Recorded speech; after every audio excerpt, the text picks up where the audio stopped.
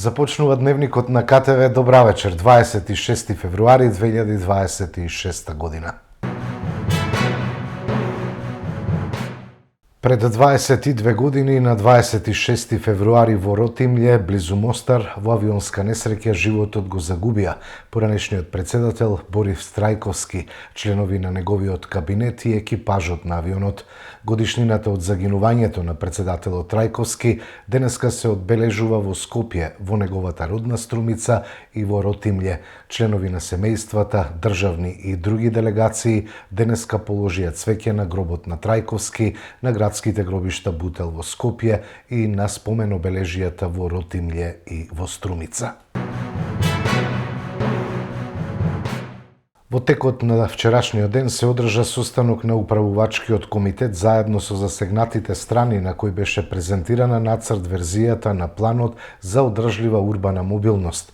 Изготвувањето на овој план е поддржано од Министерството за транспорт и е дел од проектната активност развивање на планови за одржлива урбана мобилност за 5 општини и обезбедување на обука за развивање и имплементација на планови за одржлива урбана мобилност. По добивањето на конечната верзија на планот, истиот ќе биде објавен на официјалната веб страница на општина Кавадарци, каде граѓаните покрај тоа што ќе имаат можност да ја разгледаат, ќе можат да дадат и свој придонес кон истата со давање на своји предлози, информираат од локалната самоуправа. Секој петок за време на Великденскиот пост ќе се служи акатист во црковните храмови. Со истите се оддава достоинствена почит на нашата пресвета Мајка Богородица, која е наша заштитничка и молитвеничка пред престолот Божји. Почитувани верници, за време на Великденскиот пост, во кој нашите мисли се усмерени на постојана молитва кон Бога, црквата востанувала секој петок да се служи акатис и да се одава достојна молитвена почит на нашата пресвета Мајка Богородица, кон која се упатуваат умилни молитви за заштита на нашите семејства, на нашиот град и на нашата татковина од секакво зло, од секаква болест и од секаков непријателски напад. Така, почнувајќи од овој петок на 27 февруари, петок во 17 часот, ве повикуваме сите верни чеда да дојдете во храмовите, да донесете 5 лепчиња, пченица, вино и зејтин и заеднички се помолиме кон Пресветата Богородица, која е наша заштитничка и молитвеничка пред престолот Божји, и истите лепчиња осветени ги вратите во вашите домови за благослов и напредок на вашите семејства. Премиерот Мицковски, одговарајќи на прашањето околу зголемувањето на минималната плата, се повика на податоците од Државниот завод за статистика, според кој просечната плата пораснала за 9,6%, нагласувајќи дека наследиле празен буџет од претходната коалиција на СДСМ и ДУИ. Владата го истакна линеарното зголемување на пензиите како клучна мерка за заштита на стандардот на пензионерите, додека опозицијата смета дека овие чекори се недоволни и селективни во однос на законските обврски за усогласување на примањата. Господине Венко Филипче,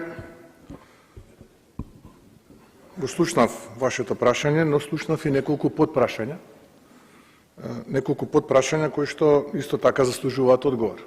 Бидејќи вие имавте 10 минути, а искористивте неколку, јас ќе се потрудам сите 10 да ги искористам.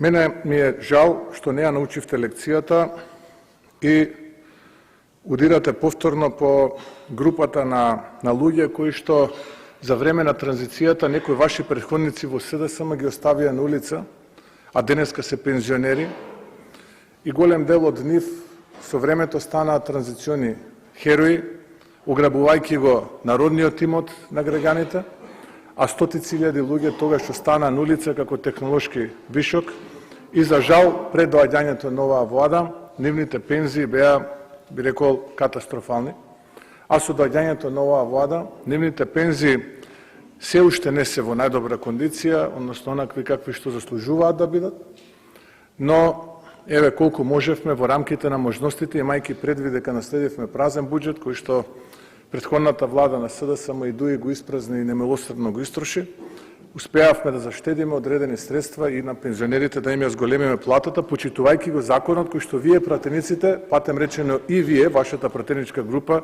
го гласавте.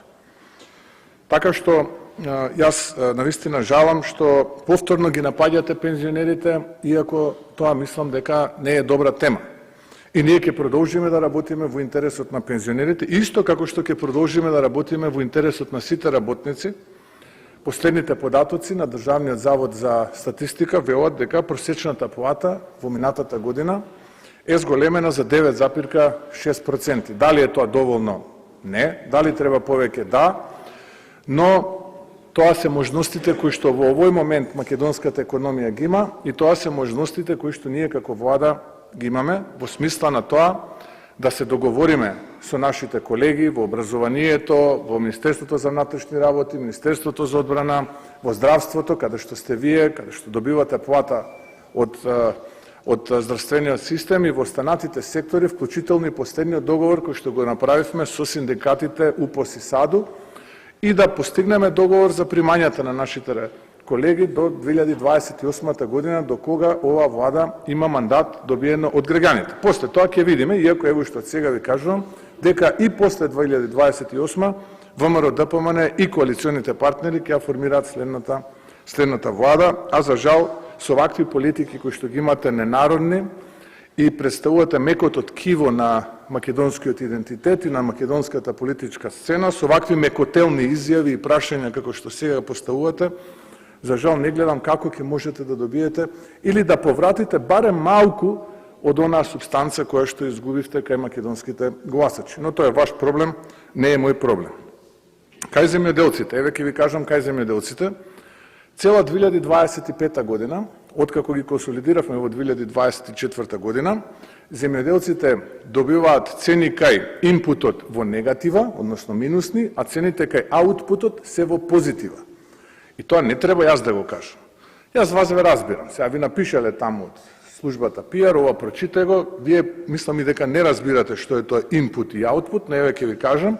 Инпут се цените кои што земјоделците ги плаќаат за репроматеријалите и за сите оние основни средства за работа, а аутпут се цените со кои што тие ги продаваат своите производи на пазарот, без разлика дали се тоа од купувачи или пак на зелените маркети низ државата. Така што погледнете ги податоците од Државниот завод за статистика и ќе дојдете до еден друг факт, дека од Македонија во 2025 година се извезени 450 милиони евра земјоделски производи, а се увезени околу 220 милиона, што е отприлика 30% повеќе од 2024 година.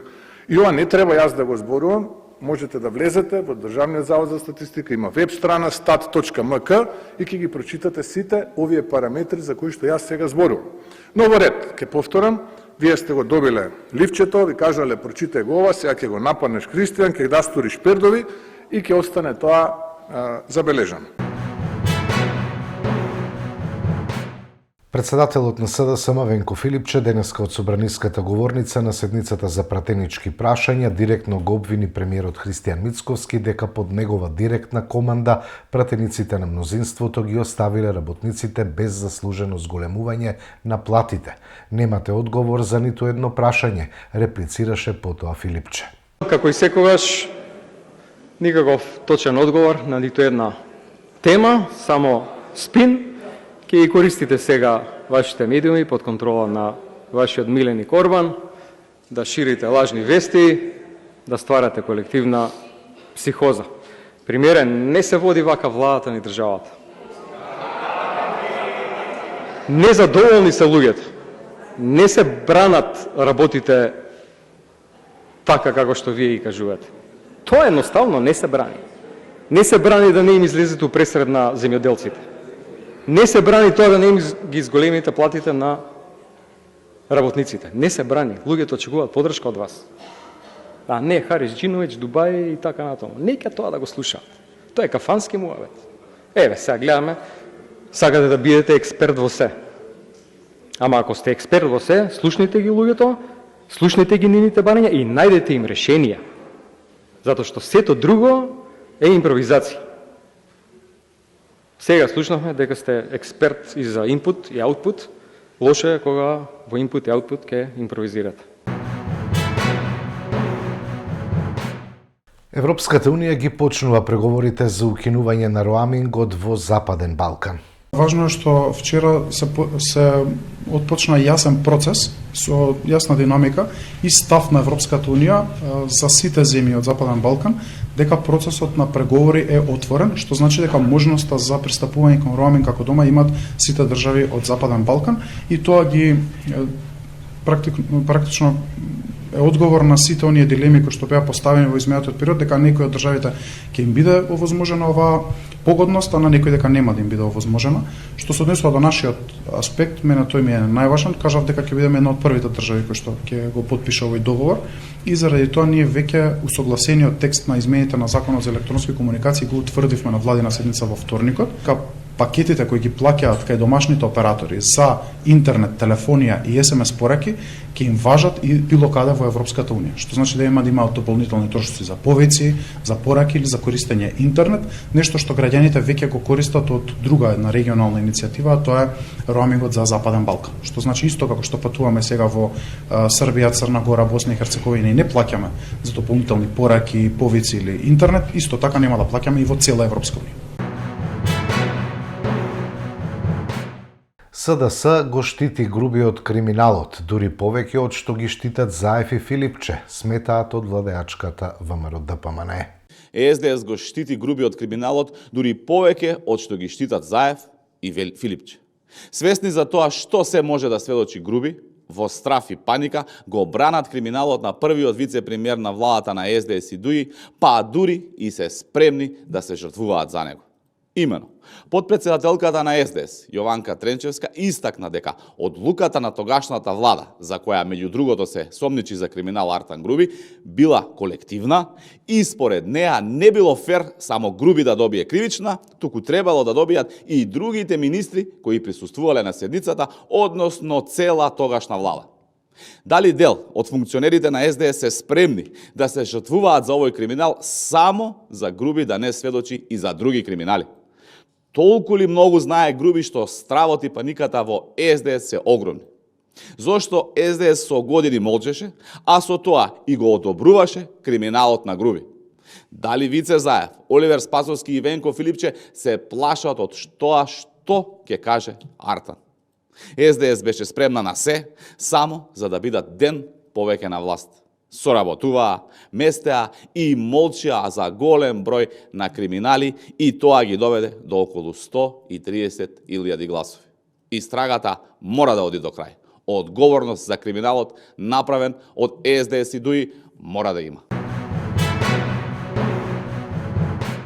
Од левица обвинуваат за нов, како што велат, скандал во СМ. Фирма од Косово осудена за криминал со токсичен мазут ќе го снабдува РЕК Битола. Додека граѓаните плаќаат се повисоки сметки за струја и државната СМ тоне во долгови, скандалозното менаџирање со ова енергетско предпријатие под раководство на Лазо Узунчев продолжува, обвинуваат од левица. Најновиот тендер на СМ за увоз на јаглен во вредност од 7 милиони евра го доби контраверзна фирма од Косово со криминално минато. Како што пишуваат од левица, директорот на СМ Лазо Узунчев склучил договор за јавна набавка со компанијата ХИП Петрол Груп, чиј собственик во 2014 година бил правосилно осуден на 4 години затвор и парична казна, затоа што испорачувал мазут со околу 80% повисоко ниво на сулфур од дозволеното, што е енормно штетно за здравието на луѓето и животната средина. Компанијата, која е осудена за тешки дела против здравието на луѓето со продажба на токсичен мазут, сега ќе треба да обезбеди 150.000 тони јаглен за РЕК Битола. Делењето тендери на фирми со криминално минато стана пракса откако СМ е раководено од директорот Узунчев, кој без никаква експертиза и искуство во енергетскиот сектор беше поставен да го води ова значајно државно предпријатие, само заради личните односи со Мицковски. Левица и предходно алармираше дека СМ дели тендери на фирми кои се под истрага за криминал, како што беше договорот за јавна набавка со компанијата Рудкоп, која е под истрага за криминал од 3 милиони евра. Ваквото расипничко менаџирање го зголемува долгот на ЕСМ, од кој што најмногу зависи цената на струјата, која ја плаќаат домаќинствата и малите потрошувачи, а резултатот е македонските граѓани да плаќаат најскапи сметки за струја во регионот. Пишуваат од Левица и додаваат, додека поранешниот директор на ЕСМ Васко Ковачевски е во бегство, токму поради криминални сделки при набавки на мазут, криминалот во ЕСМ продолжува и со кадрите поставени од Мицкоски. Левица апелира финансиската полиција сериозно да истражи договори за јавни набавки и финансиските резултати кои ги остварува ова државно предпријатие, кое тоне во долгови, додека дели тендери на компании осудени за криминал, стои на крајот во соопштението од Левица. Продолжуваме со информации од спортот. ГФК Тиквеш во недела од 14 часот ќе го пречека Силекс. Кавадарчани ќе се обидат со победа да ги оправдаат бројните засилувања и да се оддалечат од опасната зона.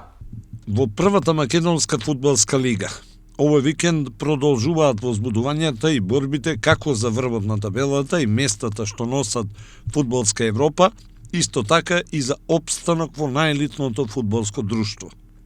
Редовното 20-то коло ќе стартува веќе утре, петок, со средбата Башкими-Брера. По контраверзиите од надпреварот со Вардар и инцидентот за време на истиот, кумановчани сега ги тресат и обвинувањата од страна на УЕФА за местење на надпревари, па струмичани ќе се обидат да го искористат овој момент. Во сабота, работнички ќе се обиде колку толку да се рехабилитира по елиминацијата во купот од второлигашот Шкендија од Арачиново, бидејќи за противник го има одамна прежалениот тим на Шкупи. Во вториот дуел во сабота, во дербито на колото, Струга, која во оваа календарска година бележи само разочарувања, ќе го пречека лидерот Вардар, кој исто така доживеа сензационална куп елиминација од второлигашкиот лидер Охрид. Во недела, 1 март, Арсими на домашен терен е фаворит против екипата на Македонија Џорче Петров. А најинтересно би требало да биде во Кавадарци, каде екипата на Тиквеш, која во обидот да обезбеди опстанок во елитата, донесе неколку странски засилувања, ке го пречека Силекс, кој пак претендира за самиот врв на првенствената табела. Средбата во Кавадарци се игра со почеток од 14 часот. Ова коло ќе заврши во понеделник, кога во Тетово екипата на Шкендија, како апсолутен фаворит, ќе го пречека битолски Пелистер. ГРК Тиквеш утре од 19 часот го пречекува Еврофарм Пелистер. Викендов стартува плей-оф и плей-аут сегментите во машката ракометна Суперлига. Во машката ракометна Суперлига заврши регуларниот дел и екипите се поделија во два сегменти. 6 екипи кои ќе разигруваат за титулата и местата кои водат во ракометна Европа и 6 екипи кои ќе се борат за опстанок во ракометната елита. Надпреварите во ракометниот плей-оф ќе стартуваат веќе утре, петок, 27 февруари, и тоа овде во Кавадарци, каде градскиот ракометен клуб Тиквеш ќе го пречека се уште актуелниот шампион Еврофарм Пелистер. Битолчани се апсолутни фаворити во овој дуел, без разлика што вчера гостуваа во Данска и играа во ракометната Лига на шампиони. Средбата во Кавадарци се игра со почеток од 19 часот. Во останатите средби од плей-офот, Бутел ќе го пречека Охрид, кој е фаворит во овој дуел, а во дербито на колото, исто како и во последното коло од регуларниот дел, Алкалоид во автокоманда повторно ќе го нагости лидерот Вардар. Викендов стартуваат и надпреварите од ракометниот плей-аут, односно борбата за опстанок во елитното друштво. Прилеп е апсолутен фаворит на гостувањето кај Радовиш. Куманово би требало да искористи предноста на домашниот терен во дуелот со Струга, а најинтересен дуел во оваа конкуренција би требало да одиграат Еврофарм Пелистер 2 и екипата на Тинекс Пролет.